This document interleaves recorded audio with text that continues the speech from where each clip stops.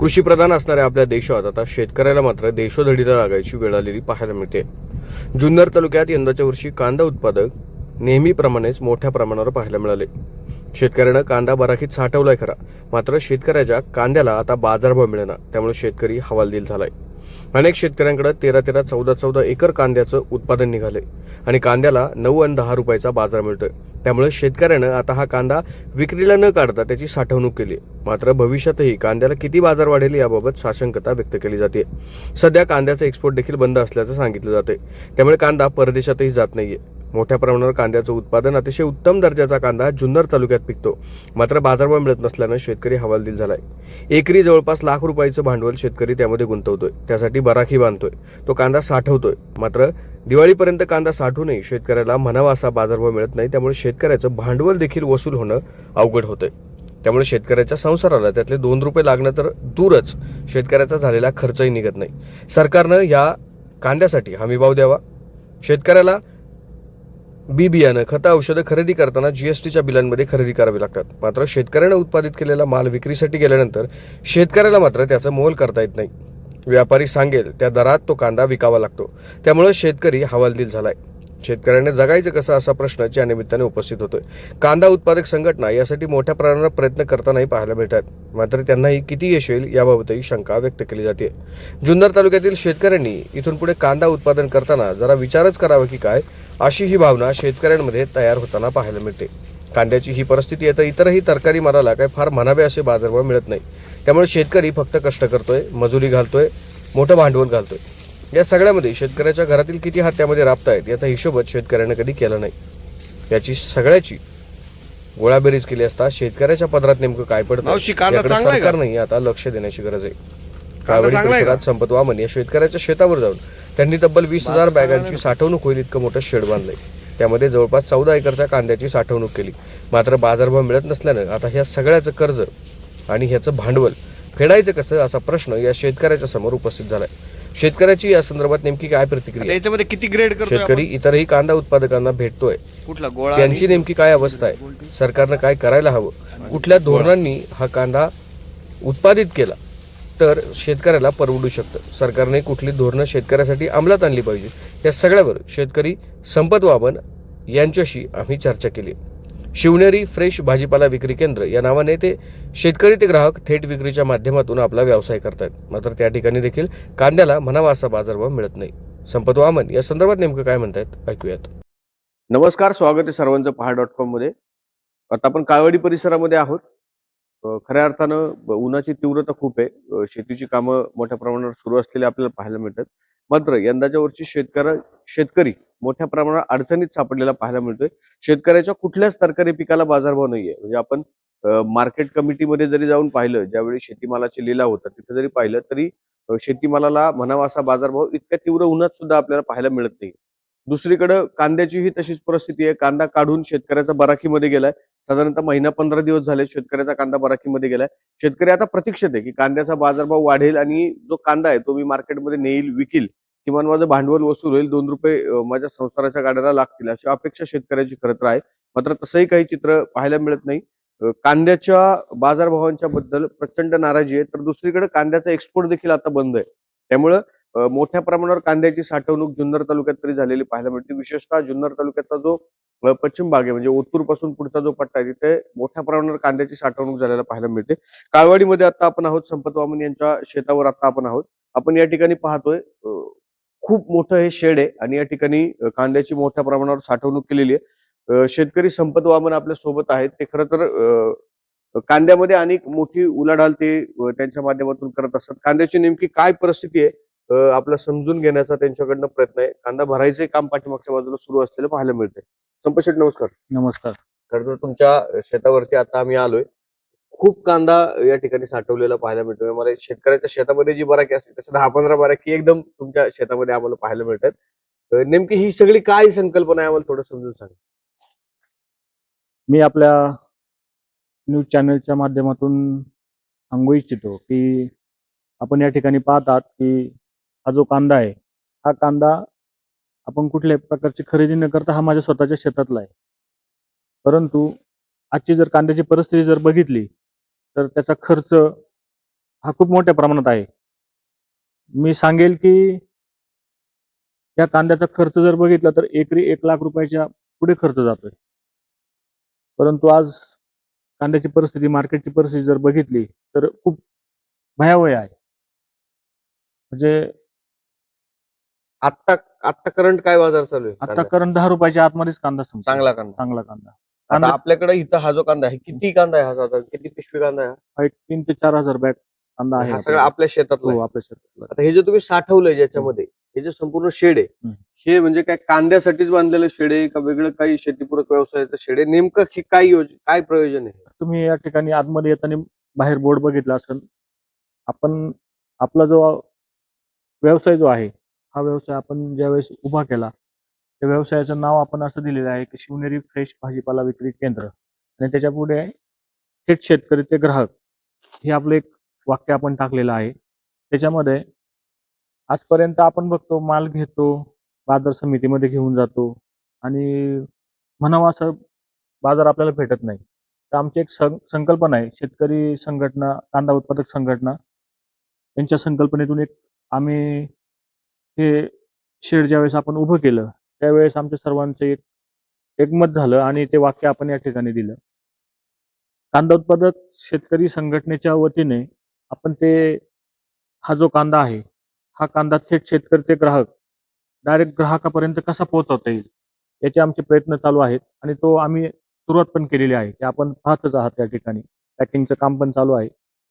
आपण डायरेक्ट शेतकरी टू ग्राहक, कांदा प्लस भाजीपाला, आपण तो डायरेक्ट शेतकरी टू ग्राहक असं पोहोचवणार आहोत. म्हणजे आपण जे सगळं कलेक्शन हो. करतो ते इथं पहिल्यांदा हो. घेऊन येतो हो, आणि हो. इथून मग आपण ते पॅकिंग करून घेऊन जातो. बरोबर. परत ह्याची क्षमता किती बॅग कांदे ठेवण्याची आहे? या शेडची 20,000 बॅग स्टॉकची क्षमता आहे. 20,000 bag stock, 11 metric ton. 11 metric हो, टनापर्यंत. हो. बरं, हा सगळा घरचा कांदा आहे तुमचा? हो. किती एकर मधला साधारण? हा साधारण 13 ते 14 एकर मधला कांदा आहे. बरं, आता मला सांगा, कांद्याचं चांगल्यात चांगलं उत्पादन जर आपल्याला घ्यायचं असेल, क्वालिटी कांदा पिकवायचा असेल, तर साधारणतः एकरी त्याला किती खर्च आणि तुमचं आतापर्यंत किती भांडवल गेले? चांगली क्वालिटी आपल्या इकडे कांद्याची क्वालिटी चांगलीच निघते. आपल्या इकडे कुठलाही शेतकरी कमी क्वालिटीचा कांदा काढतच नाही.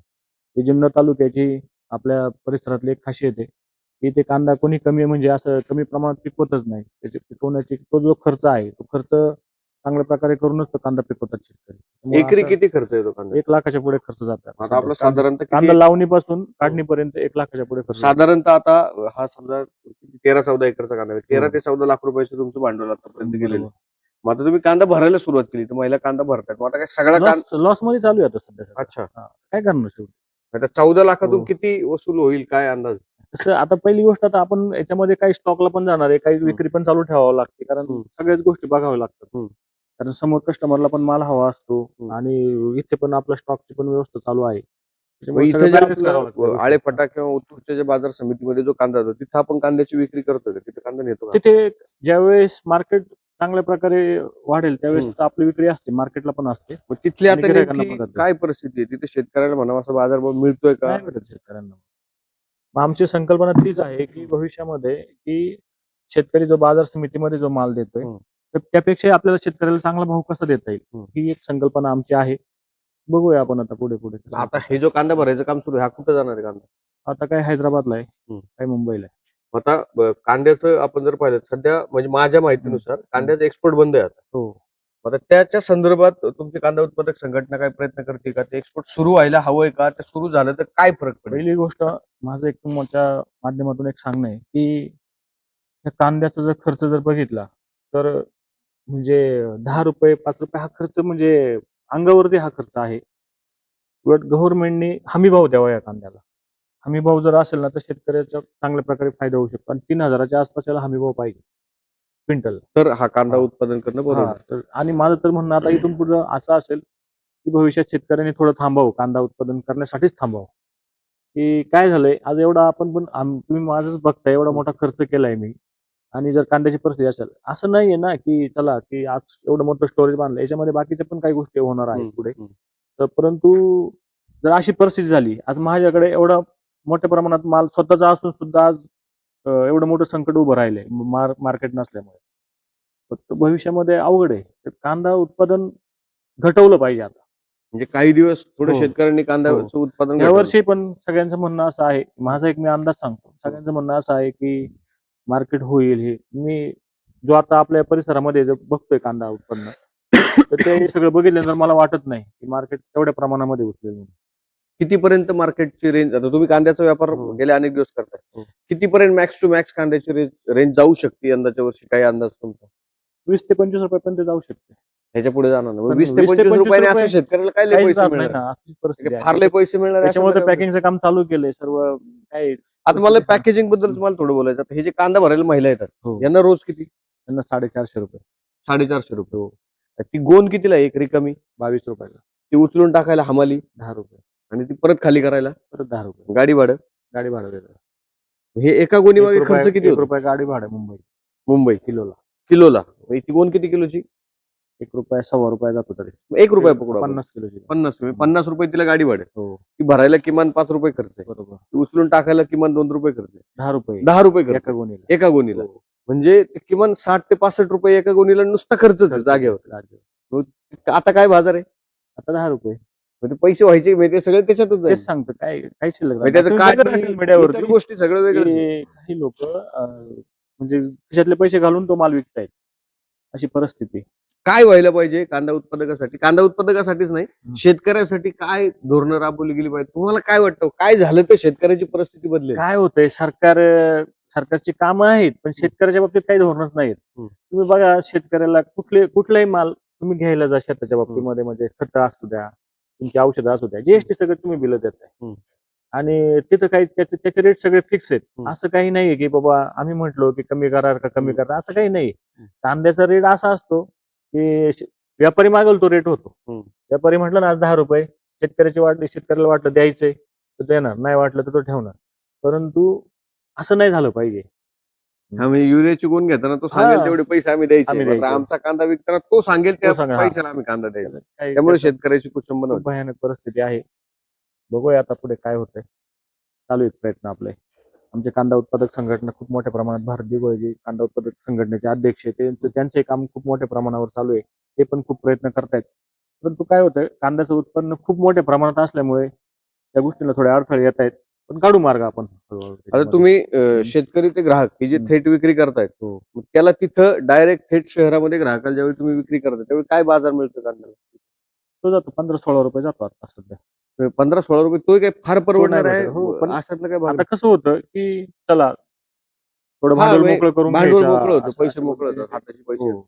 आता ह्या स्ट्रक्चरसह आणि कांद्याच्या भांडवलासह, आता हे मला वाटतं यंदाच पहिलेच वर्ष याच्यामध्ये हो, कांदा हो, साठवलं. हो, बरोबर. स्ट्रक्चर आणि कांद्याचं भांडवल एकूण खर्च किती?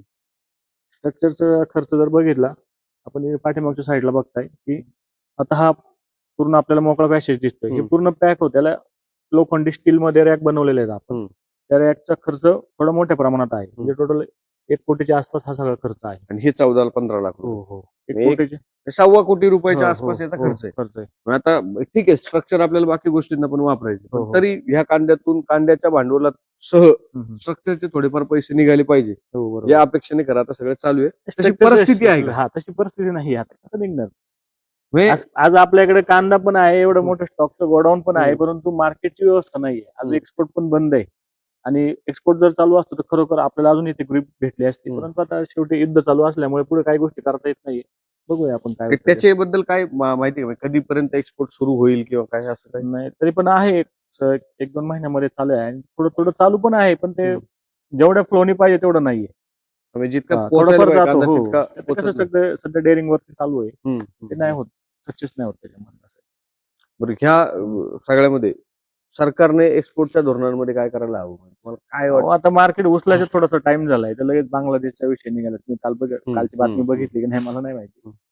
तर बांगलादेशची बॉर्डर बंद करतात कारण त्यांचा लोकल कांदा चालू होता. बांगलादेश आपलं बऱ्यापैकी मला तर बांगलादेशलाच चालू होता, तर ते पण थांबवत आहेत. त्याच्यामध्ये चालू झालं तिकडे. शेतकऱ्याची मग दुविधा परिस्थिती होते. मग शेतकऱ्याला वाटतं कांदा ठेवायचा की भरायचा, तर भीती वाटते शेतकऱ्यांना की आता बांगलादेश बंद झालं तर आपला कांदा कोणी घेणार नाही. शेतकऱ्यांनी घाबरायला नाही पाहिजे. शेतकऱ्यांनी स्टॉकची व्यवस्था केली पाहिजे. स्टॉक केल्यानंतर तुमचे पैसे 100% होतील. परंतु तरी पण म्हणजे गव्हर्नमेंटचे धोरणं जर व्यवस्थित असतील तर 100% शेतकऱ्यांना पैसे भेटू शकतात. संपतजी, आता ह्या स्ट्रक्चर मध्ये आपण उभं आहे, बाहेर खूप हीट आहे, जवळपास 38 वगैरे टेम्परेचर आहे. मग मी पाहिलं याच्यामध्ये आता आपल्याला गरम होते, हम्म. तर तुम्ही याच्यामध्ये रॅक पण केलेत म्हणतो. हो हो हो मग आपण सर्वसाधारणपणे बराकीत ज्यावेळी कांदा टाकतो त्यावेळी जर आपण काढणार नसेल तर आपण तोपर्यंत चालतो, बरोबर खराब कांदा बाहेर काढतो. बरोबर. याच्यामध्ये तशी काय परिस्थिती आहे, म्हणजे किती टक्के कांदा खराब होण्याचं प्रमाण कमी आहे हो हो किंवा त्या संदर्भात काय उपाययोजना याच्यामध्ये केलेली आहे? त्याच्यामध्ये तुम्ही आता सांगितलं टेम्परेचर, आता आपण इथे उभे आहे, हम्म. बाहेर टेम्परेचर एवढं आहे पण आतमध्ये तेवढं टेम्परेचर नाही वाटत. नाहीये, बरोबर. आणि कांद्याचं व्हेंटिलेशन जे आहे तर ते इथे वरती आपण फॅन बसवणार आहे. हम्म. त्या फॅनमुळे ते पूर्ण कंट्रोल, ऑटो कंट्रोलचे ते फॅन आहेत, ते 2-4 दिवसामध्ये ते फिटिंग करून जाणार, कारण जागा नव्हती ती बसवण्यासाठी. हम्म. आता ती जागा करून आपण ते बसवून घेणार आहे. त्याच्यामुळे व्हेंटिलेशन एकदम प्रॉपर होऊन जाईल आणि कांदा टिकवायची क्षमता वाढून जाईल. काय अडचण नाही. आता याच्यामध्ये आपण हे रॅक लावून घेणार आहे हो आता. हो हा कांदा सगळा रॅक रॅक मध्ये जाणार. एकूण साधारण 20,000 बॅग पर्यंत याच्यामध्ये कांदा टार्गेट बसतो. आहे 20,000. 20,000. हो. तो आपण बाहेरनं खरेदी करणार की सगळ्या घरचा कांदा याच्यामध्ये राहणार आहे? कशी परिस्थिती आहे? आपला घरचा कांदा प्लस बाहेरचा पण कांदा आपण घेणार आहोत. शेतकऱ्यांकडनं तुम्ही बांधावर हो, हो, जाऊन हो, हो, कांद्याची तो खरेदी घेणार, करणार. घेणार, बरोबर. तर कांद्यासोबत इतर कुठल्या भाजीपाल्याचा आपण बाहेर पाठवतोय किंवा शेतकरी ते ग्राहक थेट विक्रीच्या माध्यमातून आपला भाजीपाला आपण पोहोचवतोय? आपल्याकडे मोठ्या प्रमाणात फ्लावर, कोबी हम्म. आणि बाकीचे व्हेजिटेबल, मिरची वगैरे असते, पालेभाज्या पण त्याच्यामध्ये? पालेभाज्या पण असतात आपल्याकडे. म्हणजे जर शेतकऱ्यांना जर तुमच्या माध्यमातून शेतकरी ते ग्राहक विक्रीच्या माध्यमातून हो. जर शेतकऱ्यांना द्यायचं असेल हो. तर आपला काही संपर्क क्रमांक वगैरे असा आपण काही डिस्प्ले करतोय का, जेणेकरून मी तुम्हाला- शेतकऱ्यांना हो, तुमच्यापर्यंत तो नंबर मी पाठवतो. तो नंबर आपण करूया. त्याच्यामध्ये हो. डिस्प्ले करू शकतो. ठीक. तर शेतकऱ्याची फार भयानक अवस्था आहे. एकीकडे आपण पाहतोय की मागच्या बाजूला मी तुम्हाला दाखवतो, महिला या ठिकाणी कांदा भरतायत. त्यांना 450 रुपये एका महिलेला रोज आहे. ती एक रिकामी बॅग जवळपास 10 ते 12 रुपयाला मिळते. ती गाडीत वाहून न्यायला तिला साधारणतः 10 रुपये पर बॅग खर्च आहे. त्याचे बाकी अनेक खर्च आहेत. शेतामध्ये ज्यावेळी कांदा आपण शेतीमध्ये लावतो त्याचं सगळं भांडवल आहे, लावणी आहे, काढणी आहे, खुरपणी आहे, सगळी मजुरी आहे. बरं, त्याच्यामध्ये शेतकऱ्याच्या घरातली किती माणसं राबतात त्याचा कुठलाही हिशोब शेतकरी कधीच करत नाही. अशी सगळी परिस्थिती असताना जर आता इतक्या कवडीमोल दराने शेतकऱ्याला जर त्याचा कांदा विकावा लागत असेल तर भविष्यात शेतकऱ्यांनी जगायचं कसं हा